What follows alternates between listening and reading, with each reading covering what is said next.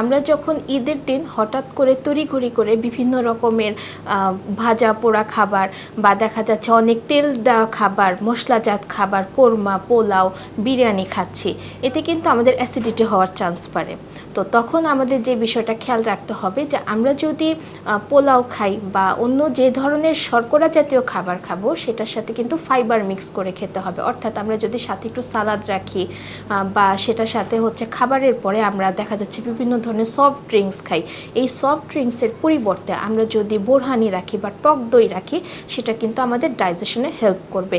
এবং খুব বেশি গরুর মাংস, মুরগির মাংস, প্রোটিন অনেক বেশি আমরা সে সময় ইনটেক করব না, এতে হচ্ছে গুরুপাকের একটা বিষয় হয়ে যায়। তো আমরা যেটা করব ধীরে ধীরে খাবো। রেইনবো অলরাউন্ডার এক্সটেরিয়র পেইন্ট বাড়ির বাহিরের দেয়ালের সুরক্ষা নিয়ে থাকুন নিশ্চিন্ত, সাথে পাচ্ছেন 10 বছরের ওয়ারেন্টি।